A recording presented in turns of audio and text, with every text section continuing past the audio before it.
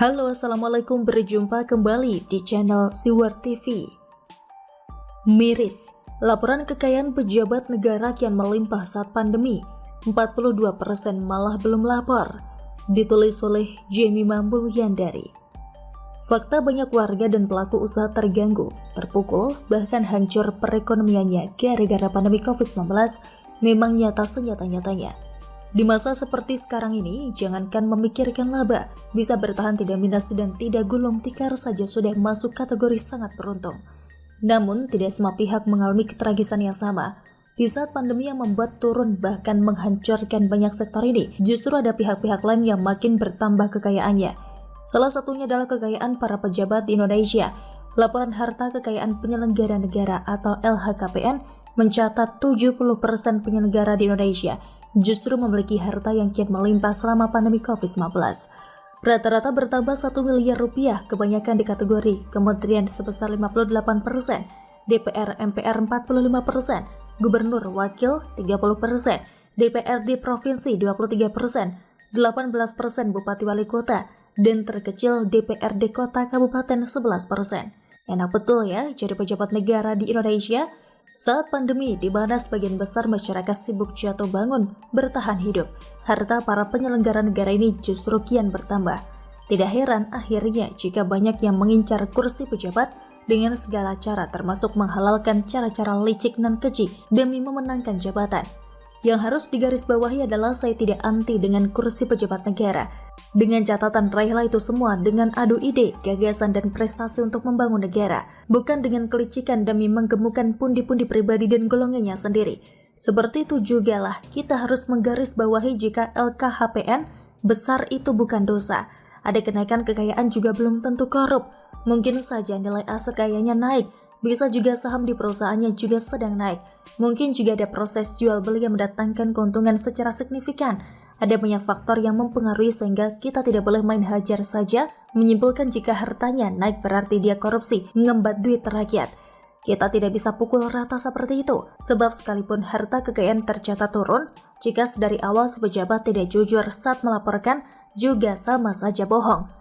Harta tidak dilaporkan secara lengkap keseluruhan supaya dicatat turun di laporan. Ini kategorinya dosa mengelabui. Jadinya ada potensi terindikasi korupsi karena tidak mau melaporkan semuanya apa adanya. Ada yang ditutupi bahkan disembunyikan, pertanda ada sesuatu yang mencurigakan. Jadi kesimpulan soal harta kekayaan pejabat yang harus kita cermati adalah tentang keberanian dan kejujuran mereka mau melaporkan semua harta kekayaannya atau tidak. Perkara jumlah kekayaan mereka akhirnya naik atau turun, biarlah menjadi urusan komisi atau lembaga yang punya wewenang untuk menghitung sekaligus menyatakan pertambahan kekayaan itu kategori wajar atau tidak. Pahala Nainggolan selaku Deputi Pencegahan dan Monitoring KPK sudah memberikan pernyataan resmi di akun YouTube KPK RI jika selama 1 tahun terakhir pandemi, secara umum dari 70% penyelenggara negara yang hartanya bertambah tadi kategori pertambahannya sudah dinilai masih dalam kategori wajar. Jadi indikatornya adalah ketaatan dan kepatuhan pejabat negara dalam hal penyampaian LHKPN. Yang harus kita sorot adalah siapa saja yang sudah melapor dan siapa saja yang belum melapor, bahkan tidak mau melapor. Berani melapor identik dengan berani mempertanggungjawabkan semua harta kekayaannya diobok-obok, dinilai kewajarannya oleh lembaga yang berwenang. Belum lapor bahkan tidak mau lapor identik dengan menyembunyikan sesuatu yang tidak wajar. Takut ketahuan makanya tidak mau melapor, sebab berani karena benar, takut karena salah. Sekarang mari kita intip siapa saja yang sudah melapor dan belum melapor berdasarkan data LHKPN yang dipublish di website KPK. Jokowi beserta para Menteri Kabinet Indonesia Maju semuanya sudah melapor, kecuali Tito Karnavian. Nah loh, KPK juga mencatat per 6 September 2021 anggota DPR RI yang sudah melaporkan diri sebanyak 330 anggota dari total kewajiban lapor sebanyak 569 anggota. Itu artinya 58% sudah melapor, sedangkan 42% yaitu 239 anggota belum melapor. Hal inilah yang harus kita cermati. Saat pejabat lainnya sudah pada melapor, kenapa masih saja ada pejabat yang bandel belum melapor seperti ini? Padahal ketika menuju pemilihan legislatif dulu, 100% para calon anggota dewan tersebut patuh melaporkan LHKPN sebagai syarat pencalonan dari KPU. Hebat banget ya kelakuannya. Mentang-mentang sekarang sudah jadi pejabat lalu pada molor bahkan tidak mau melaporkan LHKPN lagi. Padahal dalam Undang-Undang Nomor 28 Tahun 1999 tentang penyelenggaraan negara yang bersih dan bebas dari korupsi, kolusi dan nepotisme, ada perintah untuk melaporkan harta kekayaan penyelenggara negara. Pasal 5 ayat 2 yang menyebutkan bahwa penyelenggara negara wajib memberikan laporan tentang harta kekayaan negara baik sebelum, selama, dan setelah melakukan atau menduduki jabatan. Lucunya Wakil Ketua DPR Sufmi Dasko Ahmad selaku politikus dari Partai Gerindra mengatakan jika alasan banyaknya anggota DPR belum menyampaikan LHKPN karena terhambat oleh kebijakan work from home atau WFH. Menurut Sufmi Dasko, para anggota Dewan biasanya dibantu oleh staf dan tenaga ahli untuk melaporkan LHKPN. Pembuatan laporan jadi terhambat karena para staf dan tenaga ahli menerapkan WFH. Mantap betul ngelesnya ya. Pertanyaan saya cuma satu untuk dijawab oleh Sufmi Dasko dan para anggota Dewan yang belum melaporkan harta kekayaannya.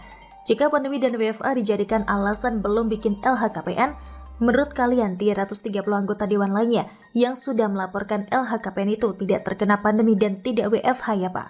Yang terkena pandemi dan menerapkan WFH cuma 239 anggota belum lapor itu.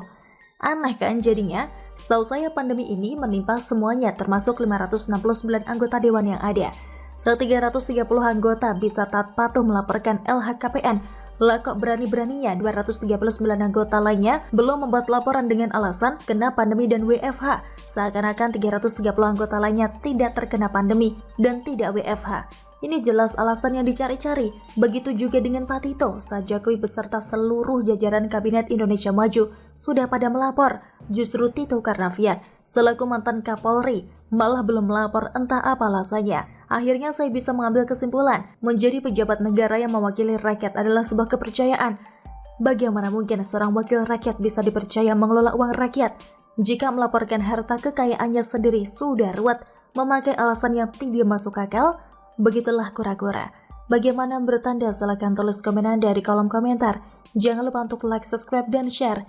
Siwar TV pamit, sampai jumpa. Wassalamualaikum warahmatullahi wabarakatuh.